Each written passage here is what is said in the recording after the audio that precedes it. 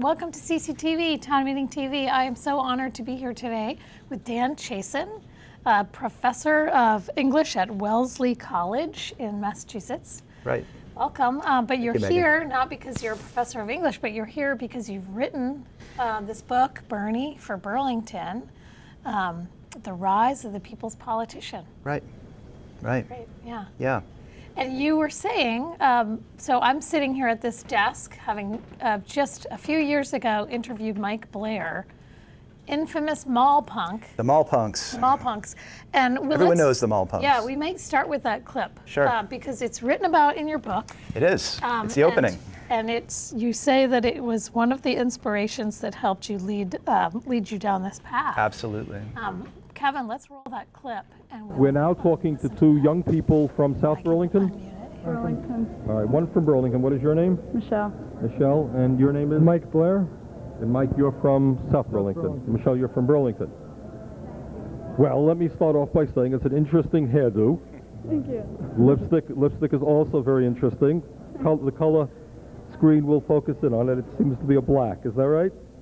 All right, so let me ask you the obvious question, all right? What does your dress mean? What does it say, or does it mean anything, or what?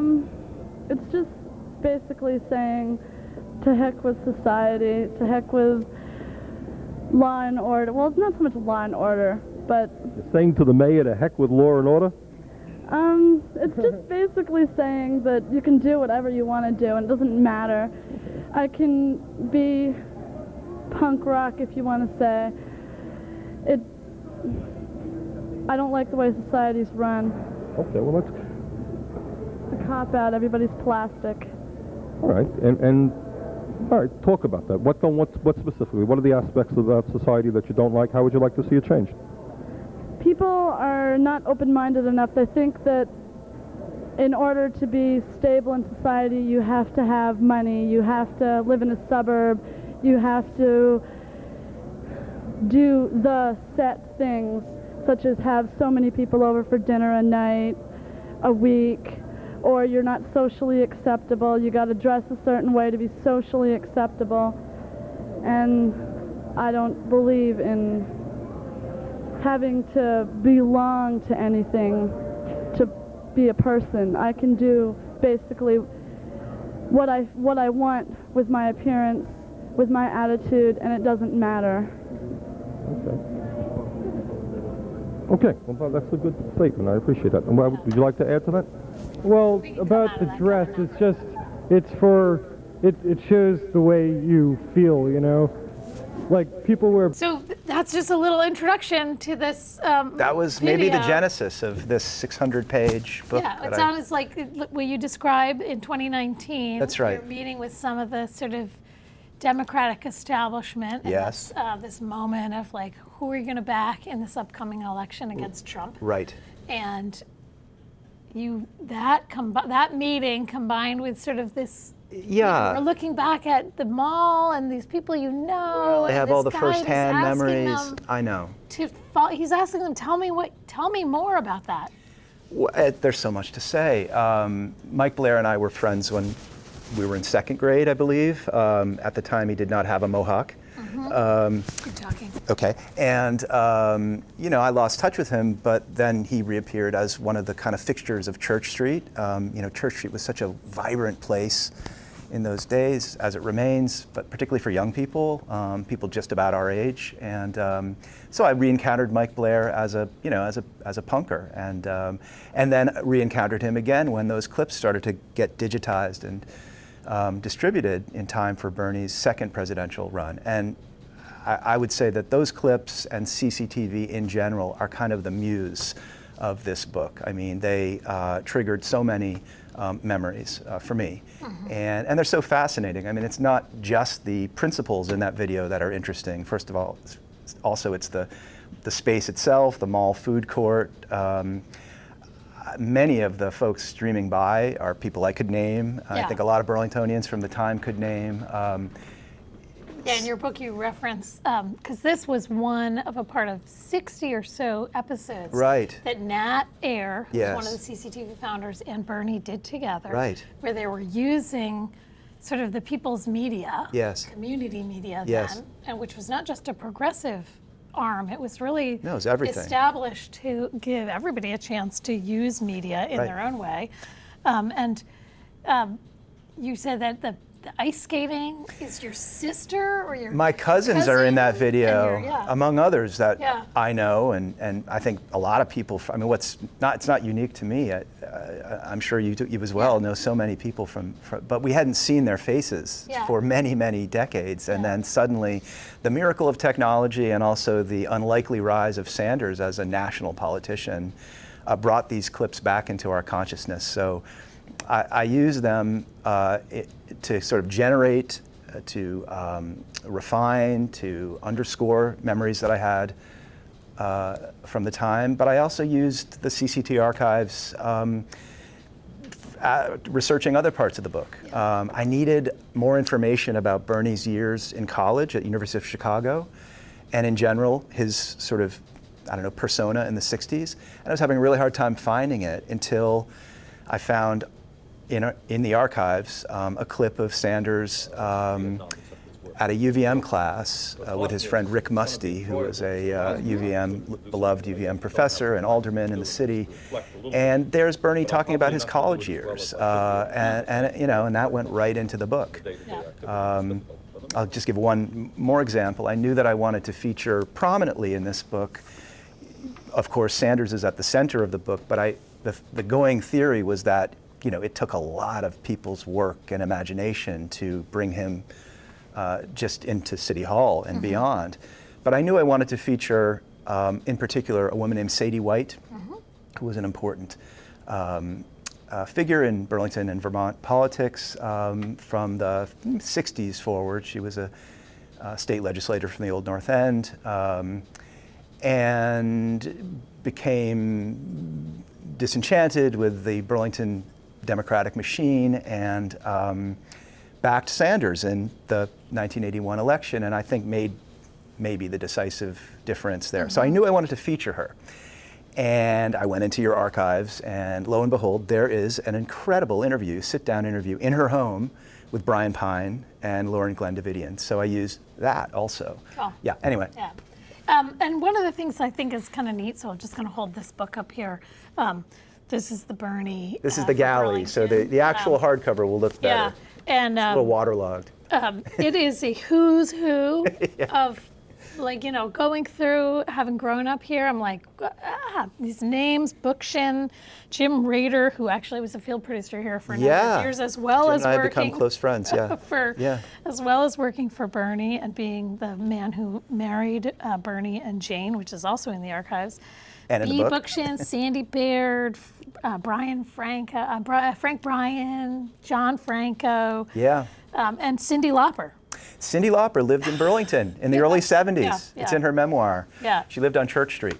She Yeah. remembers being very lonely and very cold and walking by, I think it would have been Bailey's music rooms, and hearing Joni Mitchell's song River playing from onto the street. Yeah. And so, I put her in the book. Yeah.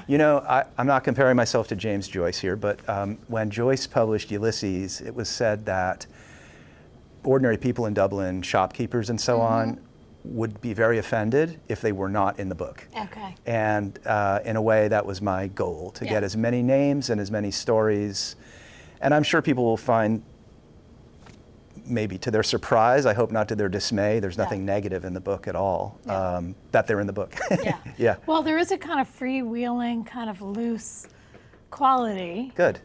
That keeps you engaged.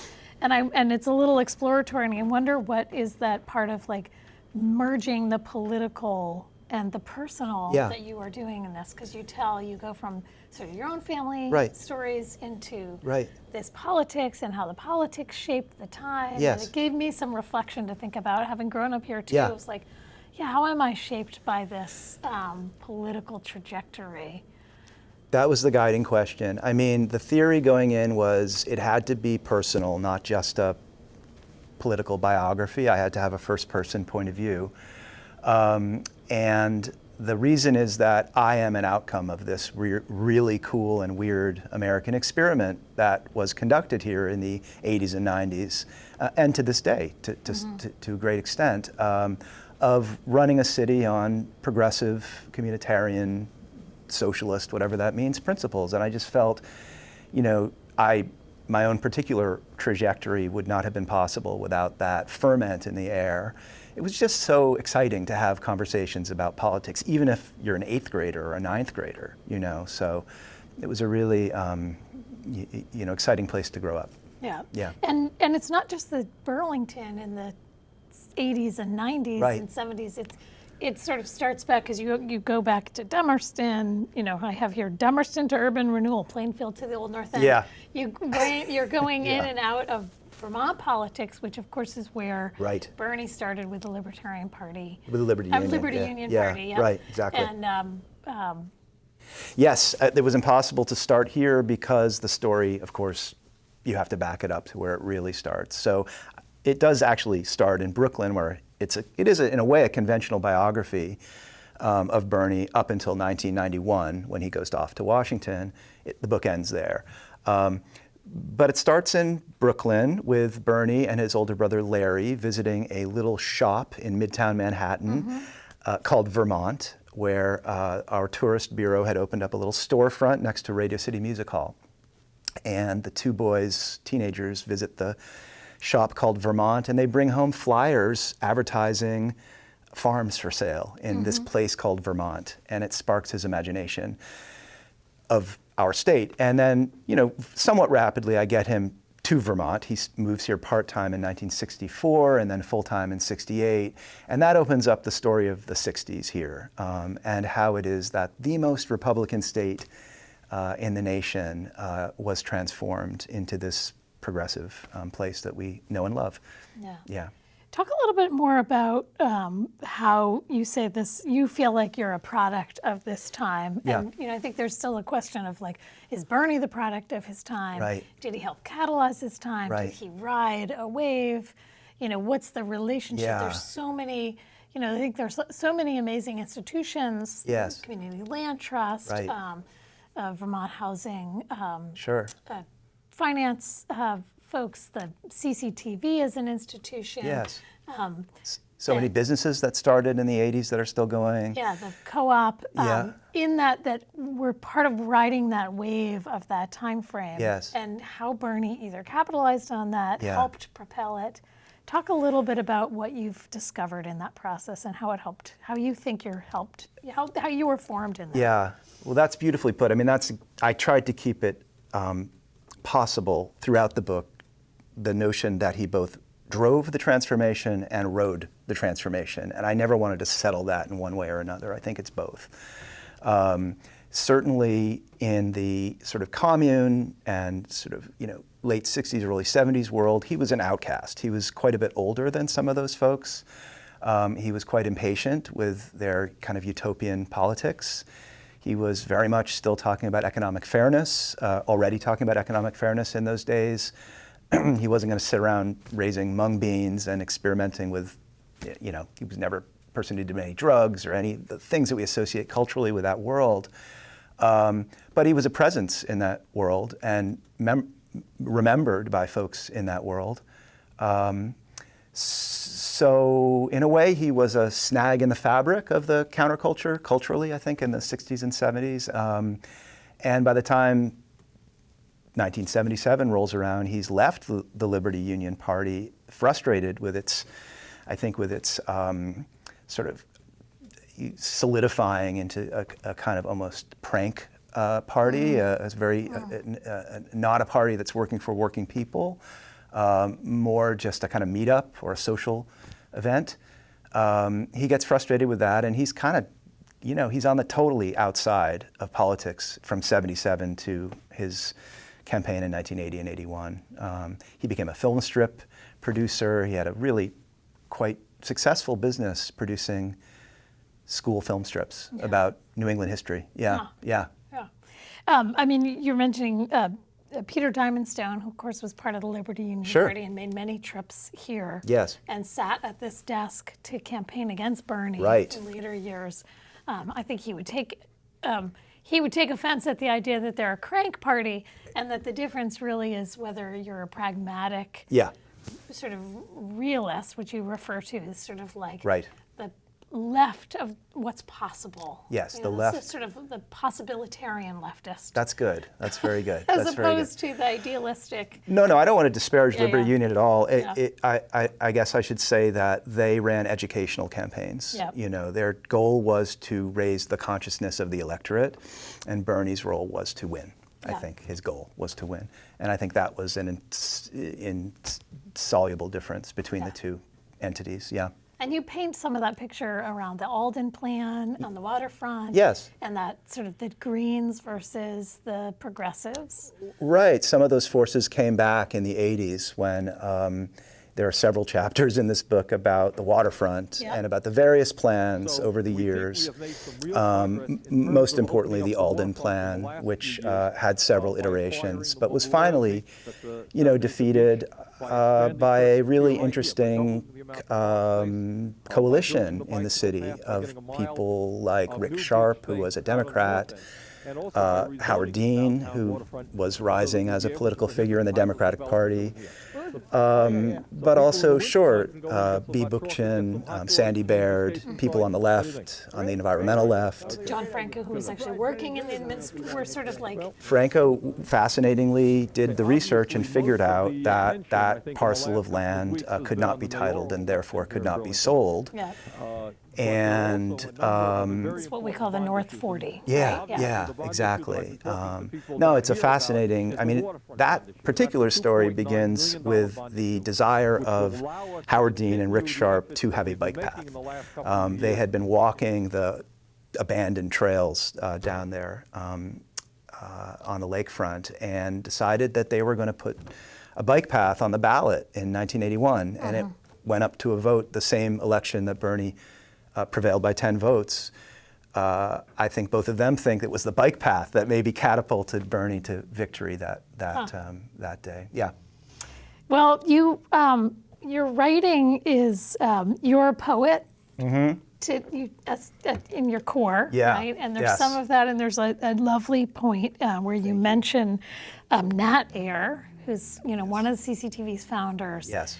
And you talk about him being there, captured the future as it wriggled out of its egg. Yes. And it was a lovely moment. Thank you. I think about Nat going, who's going to care about this stuff in the future? Who's going to care about this stuff? Yeah. And I compile that next to, we have a staff person here who's very brilliantly quoted as talking about it's not our role to decide what's important to people in the future as archivists. Another amazing clip, it was from the 85 campaign, and the campaign headquarters were above currently, sort of next to Nectar's, above Muddy Waters on Main Street. And it's just a sort of day in the life of a campaign office, folks drift in, they need more flyers, they need more door hangers. And Nat Eyre is behind the camcorder at that point. I believe the technology had advanced quite a bit. He seems much more mobile in that space. But in the corner, you see a little personal computer called a K-Pro. And David Clavell, who was one of the great strategists for Bernie over the years, when I interviewed him, talked about the importance of that computer, which cost something like $7,000 in today's money. It's just extraordinary. Yeah. And it had very, very basic functions, but it allowed them to target, to get the voting rolls on to a database and to target voters with more precision. So quite amazing. Yeah. Yeah. So how do you consider this book? And again, this is going to be coming out February 3rd from Alfred A. Knopf Publishers, New York, and we're going to be launching it at Contoy's Auditorium that night. Phoenix Books is putting together a really lovely evening. Chris Bojalian, the Vermont author, is going to be in conversation with me. And the artist who illustrated the cover is Alison Bechtel, and she'll be there as well. I was blown away that she agreed to do this. We're not friends. I just cold called her, but she's a Vermonter, and she is a good person. So she did an incredible job. So I forget the original question, but I was just promoting. Just tell us about tell us about the book launch, and how do people find out about it? How do they Sure, yeah, you can. attend? Right, so go to Phoenix Books website, and there is a pre-order opportunity on the website. I believe it's a ticketed event. There may be some, I don't know, tie-in with if you buy the book. I'm not sure this is settled yet, but go to their website. It's 7 o'clock on February 3rd, and there will be a party after to follow at Frankie's, which is on the corner of Bank and South Winooski.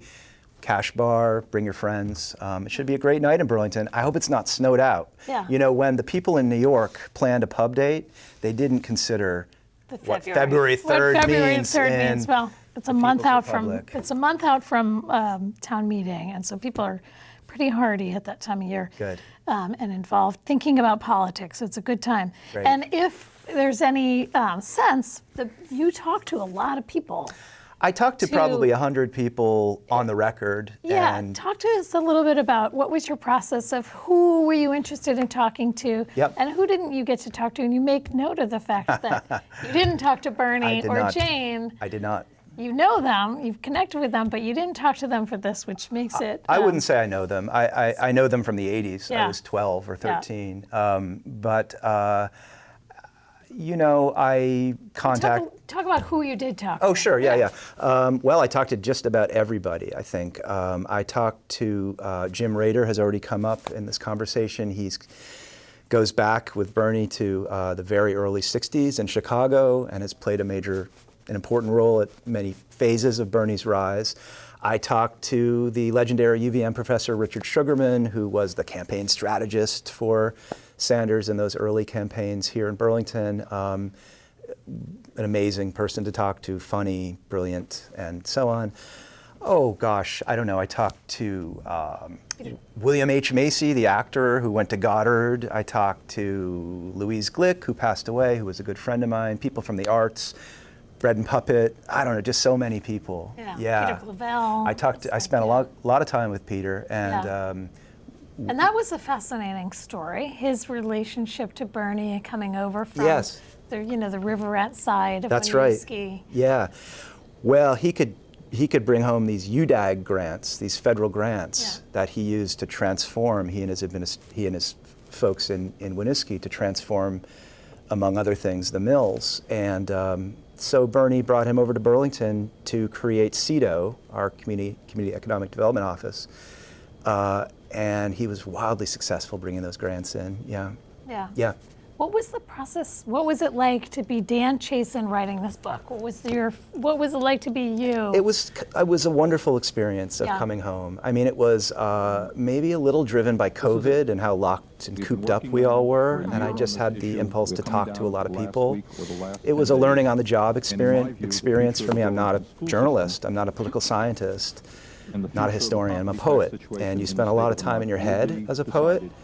And I found that I had an appetite to listen and to hear other people tell their stories. So that was wonderful. It was a lot of time in Vermont, a lot of exploring with people. And maybe particular because I'm from the city and know the city, I think, pretty well and remember those times pretty well. There was an element of completing each other's sentences, which I think built a lot of trust with people. So I'd be interviewing, Peter Clavel, for example, and we'd be trying to come up with the name of a pizzeria, and I'd say, "Oh, Big Ben's," and he'd say, "Yeah, Big Ben's." So that tends to build trust, I think. It was nice. Yeah. Yeah. And the flip side of trust is sort of the fact checking. Yes. Talk to us a little bit about what's the editing process like for a book like this that has, you have a lot going on. Yep. And a lot of he said, she said. Right. And right. What's the fact checking and editing process like? Well, I'm careful at the beginning of the book in a note on methodology to say this is a book of stories. And that means that there's a heavy component of oral history here. There's no way to fact check somebody who says, I used to go bowling with Bernie, and one day we stopped at Wesson's Diner on Shelburne Road, and he said, there's no way to fact check that. Yeah. So it's all attributed to those who told me these things, and the public facts, of course, have to be checked, but otherwise, it really is a collection of voices. It's a choral work, I think. So a little different, I think, from an ordinary nonfiction book, in the sense that, yeah, it's more like an oral history. But yeah, I was trying to, like, is it a manifesto, a love letter? You know, is it what is it? And what are you hoping people get from it? Like, if somebody picks this up and you could say, like, I want you to take something away from that, what is it? I think that community change is possible, and that it's happened here and is happening here. And it's quite exciting to see the spark ignite what happened in New York City last month. And you're wearing a hat? I am. I went down for Election Day to just absorb, soak up the vibe, and wrote a little piece for the New York Review of Books about that day.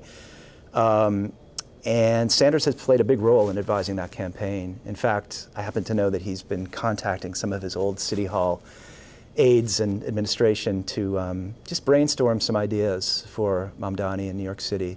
So yeah, what I would hope people take away is just the idea that it is possible to change a culture and a politics for the better, and for in ways that benefit people. Yeah. Dan Chiasson, it's a fascinating read. It's interesting. It clips right along. Oh, good. Yeah. Good. And so folks can find this February 3rd. Yeah. It'll be released. You can pre-order now at Phoenix Books, Yes. and you can attend the event in Contoy's Auditorium. Anything else that you want to leave folks with? No, just thank you to you and to CCTV. As I say, it was the muse for this thing I did, so thank you. Well, and thank you for doing that, because, you know, as we said, you know, Nat is saying, I can hear him saying, why are we keeping all of this? Yeah. And what are we keeping it for? And I think, again, that reminder that people can come together. Well, And may there be many books that come out of your archive, and also other kinds of projects, right? And the stories are many. They're not just the progressive stories. Right. They're, you know, That's the right. stories are the people's stories, which is beyond progressive politics, really, when it comes down to it. Yeah. Thank you for joining us here thank you. today. Thank you all for watching. You're watching CCTV, Town Meeting TV, and you can watch this and other programs. Take care.